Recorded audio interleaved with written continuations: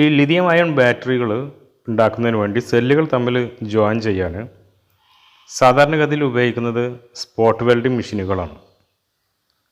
നല്ല വില കൂടിയ ഈ മെഷീനുകൾ സാധാരണക്കാർക്ക് വാങ്ങാൻ ബുദ്ധിമുട്ടായതുകൊണ്ട് ഞാൻ ഇതിനു മുമ്പ് ഒരു ചെറിയ സ്പോട്ട് വെൽഡിംഗ് മെഷീൻ ഉണ്ടാക്കുന്ന ഒരു വീഡിയോ ഇട്ടിരുന്നു. അതിൽ നമ്മൾ ടൈമിങ്ങിനൊക്കെ ഉപയോഗിച്ചിരുന്നത് കപ്പാസിറ്റർ ആയിരുന്നു. അതിനെക്കാട്ടും കുറച്ചും കൂടി ആക്യുറേറ്റ് ആയിട്ടുള്ള ഒരു വെൽഡിംഗ് മെഷീനാണ് ഇന്ന് നിർമ്മിക്കുന്നതിന്. അതിനുവേണ്ടി ഞാൻ ഒരു ബോർഡ് ബാങ്കുഡ് വഴി വാങ്ങിയിട്ടുണ്ട്. ഇതിൻ്റെ പ്രത്യേകത, ഇതിൽ നമുക്ക് 2 കൺട്രോളുകളുണ്ട്. ഒന്ന് ടൈം അഡ്ജസ്റ്റ് ചെയ്യാം, രണ്ടാമത് ആംബിയർ അഡ്ജസ്റ്റ് ചെയ്യാം. ഇപ്പോൾ ഇതിൽ ഒക്കെ ചൈനീസ് ഭാഷയിലാണ് എഴുതിയിട്ടുള്ളത്. ട്രാൻസ്ലേറ്റർ വഴി നോക്കുമ്പോൾ നമുക്കതിൻ്റെ കണക്ഷനുകളൊക്കെ ഏതാണെന്ന് മനസ്സിലാക്കാൻ സാധിക്കും. ഇതിൽ ഒരു ലൈന് കൊടുത്തിട്ടുണ്ട്, ഒരു വെള്ള ലൈന്. ഈ ലൈനിൻ്റെ അപ്പുറം ഇപ്പുറമായിട്ട് ഹൈ വോൾട്ടേജും ലോ വോൾട്ടേജും അടയാളപ്പെടുത്തിയിട്ടുണ്ട്. ഈ ഹൈ വോൾട്ടേജിൽ നിന്ന് ലോ വോൾട്ടേജിൽ നിന്ന് ഹൈ വോൾട്ടേജൊക്കെ സിഗ്നൽ കൊടുക്കുന്നത് ഒപ്റ്റോ കപ്ലർ ഉപയോഗിച്ചിട്ടാണ്. ഇതിൽ ട്രയാക്കും ഉണ്ട്. പിന്നെ ഈ ബോർഡ് വർക്ക് ചെയ്യുന്നത് 9 വോൾട്ട് മുതൽ 12 വോൾട്ട് വരെയുള്ള വൈദ്യുതിയിലാണ്. ഇതിൽ നമുക്ക് AC നേരിട്ട് കൊടുക്കാവുന്നതാണ്. 12 വോൾട്ട് AC നേരിട്ട് കൊടുക്കാം. അതുപോലെ തന്നെ ഇതിൽ നമ്മൾ കണക്ഷൻ കൊടുക്കുന്ന കണക്ടറുകൾ പുഷ് ചെയ്തിട്ട് കൊടുക്കുന്ന ടൈപ്പാണ്. അതുകൊണ്ട് സ്ക്രൂ ഡ്രൈവർ ഒന്നും ഇല്ലാതെ തന്നെ നമുക്ക് നേരിട്ട് കൊടുക്കാവുന്നതാണ്. പ്രത്യേകം ശ്രദ്ധിക്കുക, ഇതിൽ ഇലക്ട്രിക് ഷോക്കിനുള്ള സാധ്യത വളരെ കൂടുതലാണ്. 4 LED-കളുണ്ട് ഇതിൻ്റെ ഇൻഡിക്കേഷൻസ് കാണിക്കാൻ വേണ്ടിയിട്ട്. ആ LED-കൾ പിന്നെ ഏതൊക്കെയാണെന്ന് നമുക്ക് ട്രാൻസ്ലേറ്റർ വെച്ചാൽ നമുക്ക് മനസ്സിലാക്കാൻ സാധിക്കും. ഇപ്പോൾ ഈ വെളുത്ത ലൈന് കാണുന്നുണ്ടല്ലോ, ആ കാണുന്ന ലൈനിൻ്റെ വലതുവശത്ത് ഹൈ വോൾട്ടേജും ഇടതുവശത്ത് ലോ വോൾട്ടേജുമാണ്. ഇതിൽ പവർ, സ്റ്റാറ്റസ്, ഫൂട്ട്, ട്രിഗർ എന്ന് പറഞ്ഞിട്ട് 3 LED കൊടുത്തിട്ടുണ്ട്. പവർ നമ്മൾ ഇതിൽ പവർ കിട്ടുന്ന സമയത്ത് കത്താനുള്ളതാണ്. ട്രിഗർ ഫൂട്ടിലേക്ക് നമുക്കൊരു സ്വിച്ച് കൊടുത്തിട്ട് നമുക്ക് കാലുകൊണ്ട് ഓപ്പറേറ്റ് ചെയ്യാവുന്ന രൂപത്തിൽ നമുക്ക് ചെയ്യാൻ സാധിക്കും. അപ്പോൾ നല്ലൊരു ബോർഡായിട്ടാണ് എനിക്ക് തോന്നിയത്. ഇതിൻ്റെ തന്നെ 40 ആംപിയറിൻ്റെതുണ്ട്, ഇത് 100 ആംപിയറിൻ്റെ ബോർഡാണ്. അതിൽ വലിയ വ്യത്യാസമൊന്നുമില്ല, റെസിസ്റ്റൻസും പിന്നെ ട്രയാക്കും മാത്രമേ ചെറിയൊരു വ്യത്യാസമുള്ളൂ. അപ്പോൾ ഇത് നമുക്ക് എങ്ങനെയാണ് നിർമ്മിക്കാൻ പറ്റുകയെന്ന് നോക്കാം.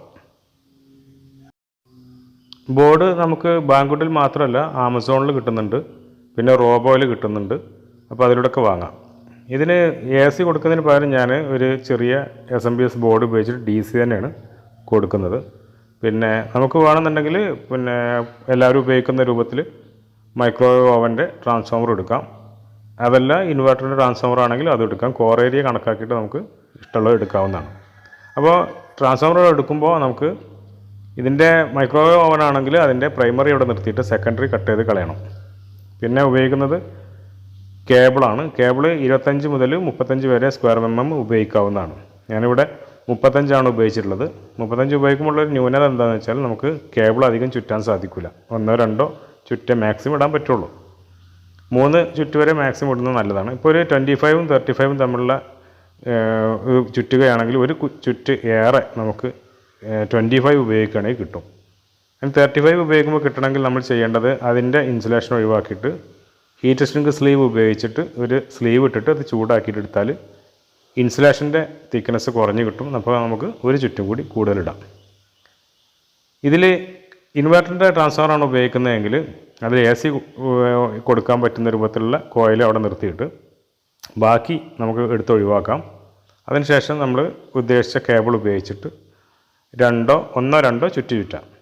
ഇപ്പോൾ ഞാനിവിടെ കൊടുക്കുന്നത് 2 ചുറ്റാണ്. അപ്പോൾ ഈ 2 ചുറ്റ് നമുക്ക് വോൾട്ടേജ് അളന്ന് നോക്കുമ്പോൾ ഏകദേശം ഒരു വോൾട്ടേജാണ് കിട്ടുന്നത്. ഏറ്റവും നല്ലത് മൈക്രോവേവ് ഓവൻ്റെ ട്രാൻസ്ഫോമർ തന്നെയാണ്. പിന്നെ ഇത് കുറച്ചും കൂടി വലുപ്പം, കുറച്ചും കൂടി ആംപിയർ കൂടുതൽ തോന്നുന്നതുകൊണ്ട് ഞാൻ ചെയ്തതാണ്. അപ്പോൾ ഇതിൻ്റെ ഔട്ട്പുട്ട് വോൾട്ടേജ് നമുക്കൊന്ന് ചെക്ക് ചെയ്ത് നോക്കാം. ഇൻപുട്ടിൽ നമുക്ക് 230 വോൾട്ട് കൊടുത്തിട്ടുണ്ട്.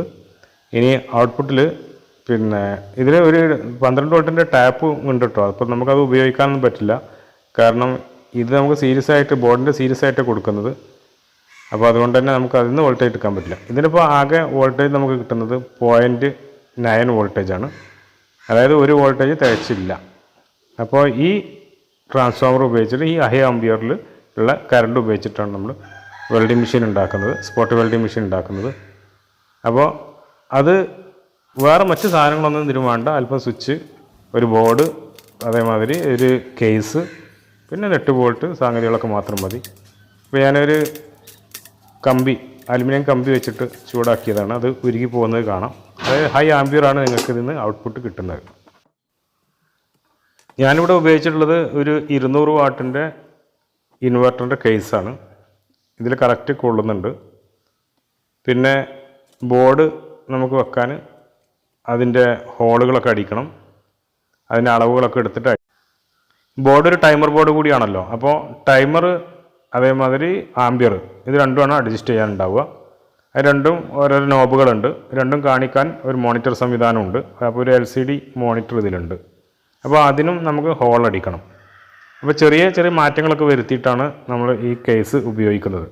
കേബിൾ വരാൻ വേണ്ടിയിട്ട് 2 വലിയ ഹോള്, ടൈമും ആംബിയറും സെറ്റ് ചെയ്യാനുള്ള കൺട്രോളുകൾക്ക് വേണ്ടി 2 ഹോള്, പിന്നെ LED ഇൻഡിക്കേഷന് വേണ്ടിയിട്ടുള്ള ഹോളുകൾ, പിന്നെ LCD ഡിസ്പ്ലേക്ക് വേണ്ടിയിട്ടുള്ള ഒരു ചതുരത്തിലുള്ള ഹോള്.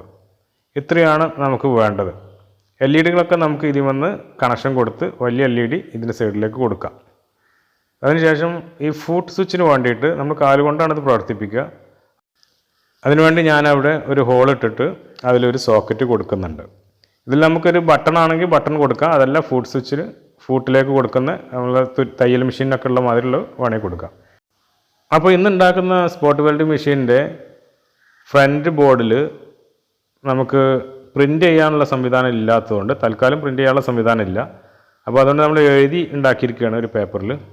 അപ്പോൾ കൺട്രോളുകളുടെ കാര്യങ്ങൾ, LED-കൾ, സ്വിച്ചിൻ്റെ ഭാഗം, ഡിസ്പ്ലേൻ്റെ ഭാഗം, കേബിൾ പുറത്ത് വരേണ്ട ഭാഗം, ഇതൊക്കെ നമ്മൾ കട്ട് ചെയ്തെടുത്ത് ഇനി അതിന്മേ ലാമിനേഷൻ ഷീറ്റ് ഉപയോഗിച്ചിട്ട് ഒന്ന് ലാമിനേറ്റ് ചെയ്തിട്ട് നമുക്ക് അല്പം ഗ്ലൂ തേച്ചിട്ട് അതിലേക്ക് അപ്ലൈ ചെയ്യാവുന്നതാണ്. ഇതാണ് ലാമിനേഷൻ ഷീറ്റ്. അതിൽ ഒരു ഭാഗം സൈഡ് പശയുള്ളതായിരിക്കും. അത് നമ്മൾ അത് എടുത്തിട്ട് ലാമിനേറ്റ് ചെയ്ത് കൊടുക്കുക. അല്ലെങ്കിൽ ഈ എഴുതിയതും പേപ്പറൊക്കെ അടർന്ന് പോരാനുള്ള സാധ്യത ഉണ്ട്. അതില്ലാതിരിക്കാൻ വേണ്ടിയിട്ടാണ് ഇങ്ങനെ ചെയ്യുന്നത്. അതിനുശേഷം നമുക്ക് ഓരോരോ സാധനങ്ങളായിട്ട് അതിന്മേൽ ഫിറ്റ് ചെയ്ത് കൊടുക്കാം. ഈ ലാമിനേഷൻ ഷീറ്റ് നമുക്ക് സ്റ്റുഡിയോകളിൽ ലഭ്യമാണ്. അതിൽ ആൾറെഡി ഗ്ലൂ ഉണ്ടായിരിക്കും. അതൊന്ന് അമർത്തി തേച്ച് പിടിപ്പിച്ചാൽ മാത്രം മതി. ഇൻഡിക്കേഷൻ വരുന്ന നമ്മുടെ ഡിസ്പ്ലേ വരുന്നിടത്ത്, LCD ഡിസ്പ്ലേ വരുന്നിടത്ത് ചെറിയൊരു പ്ലാസ്റ്റിക് ഷീറ്റ് ഒട്ടിച്ചു കൊടുക്കുന്നത് നന്നായിരിക്കും. അതിനുശേഷം നമ്മൾ ഇതിൻ്റെ പാനൽമേ നമ്മളെ ഫ്രണ്ട് ബോർഡ് ഒട്ടിക്കുക. അതിൽ പിന്നീട് നമ്മൾ സ്വിച്ച്, സോക്കറ്റുകൾ, ഓരോരോ സംഗതികൾ നമ്മൾ ഉറപ്പിച്ചു കൊടുക്കുക. ഇനി നമുക്ക് അസംബ്ലിങ് തുടങ്ങാം. നമ്മൾ കൂടുതൽ വെൽഡിങ്ങിന് വേണ്ടി കണ്ടിന്യൂസ് വെൽഡിങ്ങിനൊക്കെ ഉപയോഗിക്കുകയാണെങ്കിൽ ഇതിൽ നമുക്കൊരു ഫാന്, കൂളിംഗ് ഫാന് വെച്ച് കൊടുക്കുന്നത് നന്നായിരിക്കും. കാരണം ഇത് ഹീറ്റ് ആവാനുള്ള സാധ്യത വളരെ കൂടുതലാണ്. ട്രാൻസ്ഫോമർ ഹീറ്റ് ആകുന്നുണ്ട് നന്നായിട്ട്. നല്ല ഹൈ ആംബിയറിലല്ലേ നമ്മൾ കറണ്ട് എടുക്കുന്നത്. അതുകൊണ്ടുള്ള ഒരു പ്രശ്നമാണ്. അതിന് നമുക്ക് ഒരു കൂളിംഗ് സിസ്റ്റം ഉണ്ടാക്കി കൊടുത്താൽ മതി. അതുപോലെ തന്നെ ഇത് ന്യൂമാറ്റിക് രൂപത്തിലോ അല്ലെങ്കിൽ നമ്മൾ മെക്കാനിക്കൽ രൂപത്തിലോ ഒക്കെ വെൽഡ് ചെയ്യുന്ന സംവിധാനമാക്കി മാറ്റാൻ പറ്റും. ഇപ്പോൾ നമ്മൾ ബോർഡിൽ കാണുന്ന LED ഇൻഡിക്കേഷനുകളൊക്കെ നമുക്ക് അത് ചെറിയ LED ആണ്. അപ്പോൾ കുറച്ച് വലിയ LED എടുത്തിട്ട് നമ്മൾ ആദ്യം തന്നെ നമുക്ക് ഇൻവെർട്ടറിന് ഹോളുകൾ ഉള്ളത് കൊണ്ട് നമ്മൾ അതിലേക്ക് വലിയ LED പാകമായതുകൊണ്ട് അത് എടുത്ത് ഉറപ്പിക്കുകയാണ് ചെയ്തത്. ഇനി അതിൽ നിന്ന് നമുക്ക് വയർ കണക്ഷൻ എടുത്തിട്ട് ബോർഡിലേക്ക് കൊടുക്കണം. പ്രത്യേകം ശ്രദ്ധിക്കുക, ബോർഡ് ഡബിൾ സൈഡ് PCB ആണ്. അപ്പോൾ നമുക്ക് സോൾഡർ ചെയ്യുന്ന സമയത്ത് 2 സൈഡിലും ചില കണക്ഷനിൽ സോൾഡർ വേണ്ടി വരും. അത് ശ്രദ്ധിക്കുക. ആദ്യമുള്ള LED ഞാൻ കട്ട് ചെയ്തെടുത്തു. ഇനി നമുക്ക് അതിൽ നിന്ന് ഓരോരോ കേബിൾ ഉപയോഗിച്ചിട്ട് പുതിയ LED പാനലിലേക്ക് നമുക്ക് കണക്ഷൻ കൊടുക്കാവുന്നതാണ്. മൈന്യൂട്ട് കണക്ഷൻ ആയതുകൊണ്ട് തന്നെ ഞാൻ ലിക്വിഡ് പേസ്റ്റാണ് യൂസ് ചെയ്തത്. ഇപ്പോൾ 4 LED-കളുടെ 8 കണക്ഷനുകൾ നമ്മൾ ബോർഡിൽ നിന്ന് സോൾഡർ ചെയ്തെടുത്തിട്ടുണ്ട്. പിന്നീട് നമുക്ക് ഫുഡ് സ്വിച്ചിലുള്ള കണക്ഷന്, അതുപോലെ തന്നെ ഓൺ ഓഫ് സ്വിച്ചിൻ്റെ കണക്ഷന് ഇതൊക്കെ കൊടുക്കുമ്പോൾ പ്രത്യേകം ശ്രദ്ധിക്കുക, ബോഡിയുമായി ടച്ച് ഇല്ലാത്ത രൂപത്തിൽ കൊടുക്കുക. കാരണം 2 സർക്യൂട്ടുകളാണ് ഇതിലുള്ളത്. ഒരു ഹൈ വോൾട്ടേജ് സർക്യൂട്ടുണ്ട്, ഒരു ലോ വോൾട്ടേജ് സർക്യൂട്ടുണ്ട്. രണ്ടിനും നമ്മൾ പവർ സപ്ലൈ 2 ആയിട്ട് തന്നെയാണ് കൊടുക്കുന്നത്. ബാറ്ററി ചൂടാവാതെ പെട്ടെന്ന് വെൽഡ് ചെയ്തിട്ട് കിട്ടാൻ വേണ്ടിയിട്ടാണ് ഹൈ ആംബിയറിലുള്ള വോൾട്ടേജും അതുപോലെ നമ്മൾ ഈ സർക്യൂട്ട് ഉപയോഗിച്ചിട്ടുള്ളത്. ടൈമിംഗ് ഒക്കെ വളരെ കറക്റ്റായിട്ട് തന്നെ ഇതിൽ കിട്ടും. കഴിഞ്ഞ തവണ നമ്മൾ ഉണ്ടാക്കിയ സ്പോട്ട് വെൽഡിംഗ് മെഷീൻ്റെ ഒരു ന്യൂനത എന്താണെന്ന് വെച്ചാൽ നമുക്ക് ടൈം കറക്റ്റ് കിട്ടില്ല. അഡ്ജസ്റ്റ് ചെയ്യാൻ വേണ്ടി നമ്മൾ ഓരോരോ കപ്പാസിറ്ററുകളായിരുന്നു കൊടുത്തിരുന്നത്. SMBS ബോർഡ് നമുക്ക് ബോർഡിന് പവർ കൊടുക്കാൻ വേണ്ടിയിട്ടാണ് വെക്കുന്നത്. ഇപ്രാവശ്യം ഫുഡ് സ്വിച്ച് ഒന്നും കൊടുക്കുന്നില്ല. നമ്മൾ കഴിഞ്ഞ തവണ ഉണ്ടാക്കിയ സ്പോട്ട് വെൽഡിംഗ് മെഷീൻ്റെ ഹാൻഡ് സ്വിച്ച് തന്നെയാണ് കൊടുക്കുന്നത്. പ്രോ ബോർഡ് കൂടി സ്വിച്ചുള്ള ഒരു ഹാൻഡ് സ്വിച്ച് ഉണ്ടായിരുന്നു. അത് വെച്ചിട്ട് തന്നെയാണ് നമ്മൾ വെൽഡ് ചെയ്യാൻ ഉദ്ദേശിക്കുന്നത്. പിന്നെ പ്രത്യേകം ശ്രദ്ധിക്കേണ്ടത്, വെൽഡ് ചെയ്യുന്ന പ്രോബുകൾ മാക്സിമം അടുത്ത് വരികയാണെങ്കിൽ പെട്ടെന്ന് വെൽഡാവുന്നതായിട്ട് അനുഭവപ്പെട്ടിട്ടുണ്ട്. അത് പ്രത്യേകം ശ്രദ്ധിക്കുക. കോപ്പർ റാഡുകളാണ് ഞാൻ വെൽഡിംഗ് പ്രോബുകളായിട്ട് ഉപയോഗിച്ചിട്ടുള്ളത്. വേണമെന്നുണ്ടെങ്കിൽ നമുക്ക് ബ്രാസും ഉപയോഗിക്കാവുന്നതാണ്. നമുക്ക് മൈക്രോ പ്രോസസ്സർ അടങ്ങിയിട്ടുള്ള ബോർഡുകളൊക്കെ നമ്മൾ സോൾഡർ ചെയ്യുന്ന സമയത്ത് എർത്തിങ് സംവിധാനമുള്ള സോൾഡറിങ് ഗൺ കൊണ്ട് ചെയ്യുകയോ അല്ലെങ്കിൽ സോൾഡറിങ് ഗണ്ണിൻ്റെ പവർ ഓഫ് ചെയ്തിട്ട് ചെയ്യുകയോ ആയിരിക്കും ഉത്തമം. റിവേഴ്സ് കറണ്ടൊക്കെ ചെന്ന് നാശാവാനുള്ള സാധ്യതകൾ വളരെ ഉണ്ട്. ഇപ്പോൾ ഏറെക്കുറെ നമ്മുടെ സ്പോട്ട് വെൽഡിംഗ് മെഷീൻ്റെ വർക്കൊക്കെ തീർന്നു. കൺട്രോളുകളൊക്കെ വർക്ക് ചെയ്യുന്നുണ്ട്, ലൈറ്റുകളൊക്കെ പ്രകാശിക്കുന്നുണ്ട്. പിന്നെ കഴിഞ്ഞ പ്രാവശ്യത്തെ നമ്മളെ പ്രോബ് തന്നെയാണ് ഇതിന് ഉപയോഗിച്ചിട്ടുള്ളത്. അപ്പോൾ ഇനി നമുക്കൊന്ന് ടെസ്റ്റ് ചെയ്ത് നോക്കാം.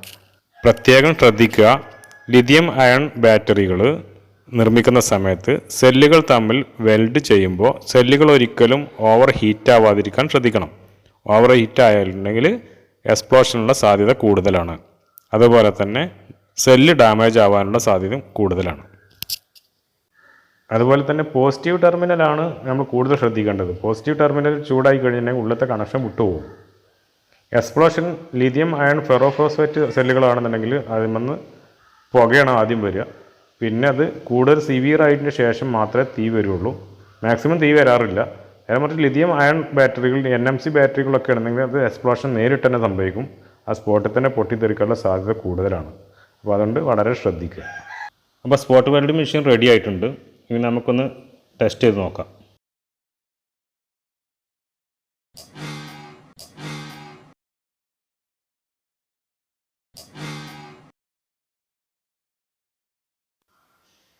അപ്പോൾ ഈ സെല്ലിൽ നമ്മൾ 3 പ്രാവശ്യം സ്പോട്ട് ചെയ്തിട്ടുണ്ട്. അപ്പോൾ നന്നായിട്ട് അത് വെൽഡായിട്ടുണ്ട്. ഇനി ആംബിയർ കൂട്ടിയാൽ ഒന്നും കൂടി അത് ഡീപ്പായിട്ട് വെൽഡാവും. എന്തായാലും ഇതന്നെ ധാരാളമാണ്. നമുക്കൊന്ന് പറിച്ചു നോക്കാം. അപ്പോൾ കുഴപ്പമില്ലാത്ത രൂപത്തിൽ ഇത് വെൽഡായിട്ടുണ്ട്. അപ്പോൾ ഈ വെൽഡിംഗ് മെഷീൻ നിർമ്മിച്ച തന്നെ നമുക്കൊരു ബൈക്ക് കൺവേർഷൻ നടത്തിക്കൊണ്ടിരിക്കുന്നുണ്ട്. അപ്പോൾ അതിൻ്റെ വീഡിയോ താമസിയാതെ വരും. അതിൻ്റെ ബാറ്ററി പാക്ക് നിർമ്മിക്കാനാണ് നമ്മളിപ്പോൾ ഈ മെഷീൻ ഉണ്ടാക്കിയിട്ടുള്ളത്.